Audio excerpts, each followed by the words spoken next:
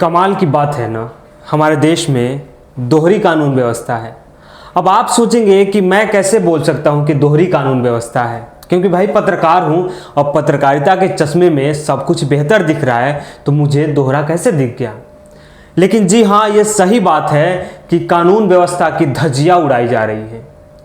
अगर संविधान के साथ माखौल किया जा रहा है, यानी संविधान का माखौल बनाया जा रहा है, ये सरकार संविधान और कानून का माखौल बना के यानी मजाक बना के रख दी है।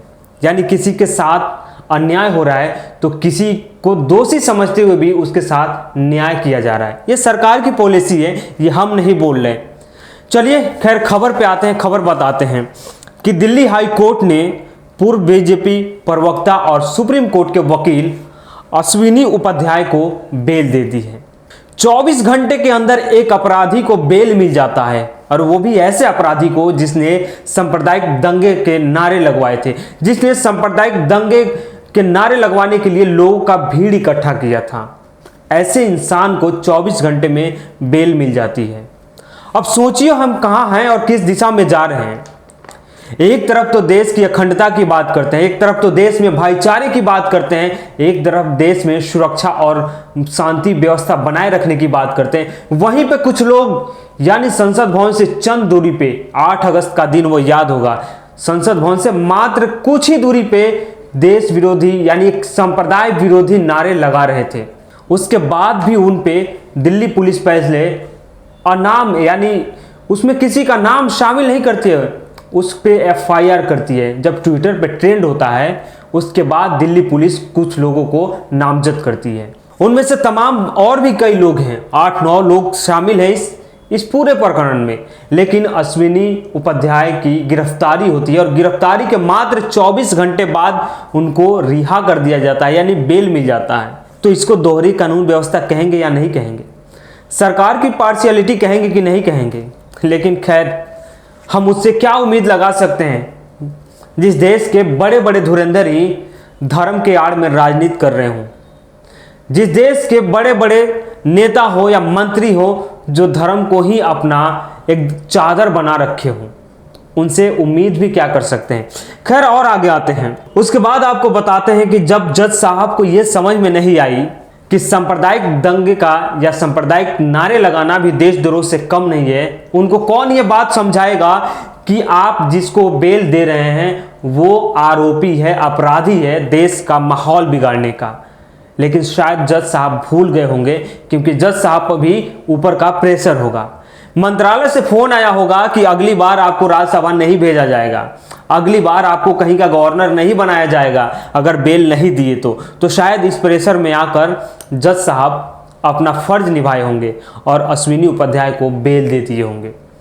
लेकिन कुछ ऐसे चेहरे हैं जिनका नाम मैं यहाँ लूंगा, जिनका जिक्र करूंगा, जो निर्दोष होते हुए भी वर्षों से सलाखों के अंदर सजा काट रहे हैं, या कुछ ऐसे लोग हैं जो निर्दोष होते हुए भी सजा काट के बाहर आ चुके हैं। उनका गुनाह क्या होता है और इस गुनाह में और उनके किए गए कामों में थोड़ा सा अंतर आप भी कीजिएगा और मुझे जरूर बताइएगा कि ज्यादा गुनहगार कौन है। ये जो लोग जो जंतर मंतर पे सांप्रदायिक दंगे के नारे लगा रहे थे वो, या वो लोग जो अपने अधिकारों की रक्षा के लिए लड़ रहे थे, या अपनी हक की आवाज उठा रहे थे, या गरीबों मजलूमों की आवाज बन रहे थे, वो लोग ज्यादा दोषी हैं या फिर ये लोग दोषी हैं? ये सोचना आपको है। खैर आता हूं मैं, कुछ नाम मैं बताऊंगा और उस नाम पे आप गौर कीजिएगा ये लोग कहां हैं और क्यों बाहर हैं। 2020 में कपिल मिश्रा आपको याद होगा, CAA का आंदोलन चल रहा था, NRC को लेके एक विशेष समुदाय के लोग आंदोलन कर रहे थे। उसमें सीधे सीधे कपिल मिश्रा दंगे भड़काने की बात कह रहे हैं, धमका रहे हैं एक विशेष समुदाय के लोगों को कि अगर आप खाली नहीं करेंगे तो हम कुछ भी कर लेंगे। DCP साहब मुख्य दर्शक बने सुन रहे थे। कपिल मिश्रा पे ना कोई FIR होता है ना उसकी गिरफ्तारी होती है, आखिर क्यों ऐसा किया जाता है? चलिए और आगे बढ़ते हैं। राम भक्त गोपाल आपको याद होगा, जो जामिया मिलिया इस्लामिया में CAA आंदोलन चल रहा था, वहां पे वो गोलीबारी करता है यानी फायरिंग करता है। उसको पुलिस अरेस्ट भी करती है, लेकिन उसको भी नाबालिग का दुहाई देके यानी नाबालिग घोषित कर बेल दे दिया जाता है। वहीं राम भक्त गोपाल हरियाणा में जाके एक संप्रदाय को लेके मुल्ले काटे जाएंगे, राम राम चिल्लाएंगे, ऐसे ऐसे नारे लगाता है। लेकिन अगर शायद उसको उस समय बेल ना मिली होती, सजा होता, तो ऐसा नहीं होता। मॉब लिंचिंग करने वाले को बीजेपी की सरकार या बीजेपी के मंत्री स्वागत करते हैं। मॉब लिंचिंग करके आता है तो ऐसा लगता है कि वर्ल्ड कप जीत के आया हुआ इंसान है वो, तो स्वागत किया जाता है उसका। हमारे ही देश के एक मंत्री साहब हैं, अनुराग ठाकुर नाम है, उनके भी नारे आपने सुने होंगे, याद होगा कि देश के गद्दारों को गोली मारो सालों को, गद्दारों को गोली मारो सालों को।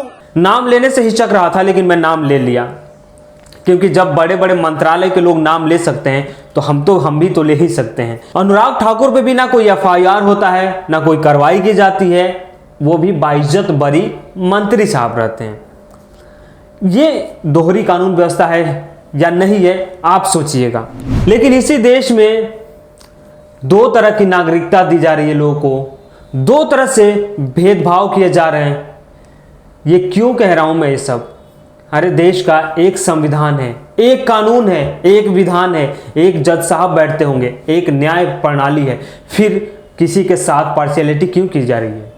क्यों किसी को बेगुनाह होते हुए भी सजा काटना पड़ता है? अपने बेगुनाही साबित करने के लिए बरसों तक सलाखों के पीछे रहना पड़ता है, और कोई गुनहगार होते हुए भी 24 घंटे के बाद छूट जाता है। चलिए अब उन नामों का जिक्र करूंगा जिनके बारे में मैं कहा था कि ऐसे ऐसे नाम बताऊंगा जो निर्दोष होते हुए भी सलाखों के अंदर सजा काट रहे हैं।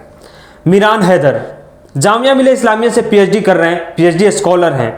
उनका गुनाह सिर्फ इतना है कि उन्होंने CAA के आंदोलन का नेतृत्व किया था, यानी जामिया मिलिया इस्लामिया में सक्रिय भागीदारी निभाया। इसके वजह से उन पे FIR कर दिया जाता है, सलाखों के अंदर डाल दिया जाता है, तमाम तरह के मुकदमे ठोक दिए जाते हैं। पुलिस के नजरों में सबसे बड़ा देशद्रोही मीरान हैदर से ज्यादा कोई नहीं होता है, क्योंकि अश्विनी उपाध्याय तो सिर्फ देश को जोड़ने वाले नारे लगाए हैं, वो तो यहाँ पे भाईचारा कायम करने की बात कर रहे हैं। चलिए अगला नाम आता है शर्जील इमाम। शर्जील इमाम भी CAA आंदोलन के दौरान सिर्फ असम और मिजोरम के बीच की वो चिकन नेक जिसको बोलते हैं, उसको सिर्फ जाम करने की बात कहा था। उस पे एंटी नेशनल कह के, देशद्रोही का तगमा लगा के, UAPA लगाकर सलाखों के अंदर भेज दिया गया। लगभग 1.5 साल से ज्यादा दिन हो गए और आज भी न्याय के लिए वो तरस रहे हैं और न्याय के इंतजार में सलाखों के अंदर एक एक दिन काट रहे हैं। खालिद सैफी, सिफाउर रहमान भी जामिया के ही आजमी के अध्यक्ष हैं, और खालिद सैफी भी CAA आंदोलन में सक्रिय भागीदारी निभाया। एक सोशल यानी सामाजिक कार्यकर्ता हैं, समाज के हर मुद्दे पे बेबाकी से अपनी बात रखते हैं। वो भी आज सलाखों के अंदर लगभग 1.5 साल से ज्यादा दिन हो गए और सलाखों के अंदर हैं। इशरत जहां, उमर खालिद को तो पता ना देशद्रोही साबित कर दिया गया है। देश में कभी भी कुछ भी हो, उमर खालिद को अरेस्ट करो और सलाखों के अंदर डाल दो। ये दिल्ली पुलिस की सबसे काबिलियत और सबसे बहादुरी वाली काम होती है, और सबसे बड़ी उपलब्धि हासिल होती है जब वो उमर खालिद जैसे लोगों को गिरफ्तार कर लेती है। फिर आते हैं एक ऐसे वकील का जिक्र करूंगा, प्रशांत भूषण नाम है, सामाजिक कार्यकर्ता हैं और बड़े मुखर हैं, हर मुद्दे पे बेबाकी से अपनी बात रखते हैं। लेकिन 2016 में जब शहाबुद्दीन को बेल मिलता है तो वो प्रशांत भूषण सुप्रीम कोर्ट चले जाते हैं, और सुप्रीम कोर्ट में जाके कहते हैं कि शहाबुद्दीन का बाहर आना ठीक नहीं है, यानी कुल मिलाकर कहें तो ये इंसानियत के लिए खतरा है। मैं भी यहाँ उम्मीद करता हूँ कि यहाँ पे प्रशांत भूषण भी अश्विनी उपाध्याय के खिलाफ सुप्रीम कोर्ट में चैलेंज जरूर करेंगे, क्योंकि अश्विनी उपाध्याय जैसे लोग समाज के लिए खतरा हैं, और समाज के लिए वो नासूर हैं। कब क्या कह देंगे, कब देश का माहौल बिगाड़ देंगे, किसी को पता नहीं है। लेकिन उसके बाद भी अश्विनी उपाध्याय को बेल मिल जाता है, और बेल देने वाली भी सरकार और बेल देने वाले जज भी शायद उसी महकमे के हो सकते हैं, क्योंकि आप जब निर्णय को पढ़ेंगे या उसके बेल की बात करेंगे तो यही सिद्ध होगा। उत्तर प्रदेश में चुनाव है, शायद चुनाव को लेकर ये सारी तैयारियां की जा रही होगी, ताकि चुनाव में वोट बैंक के लिए लोगों को मोबिलाइज कर दिया सके, ताकि वोट बैंक के लिए लोगों को रिझाया जा सके, ताकि बीजेपी के तरफ आकर्षित किया जा सके, क्योंकि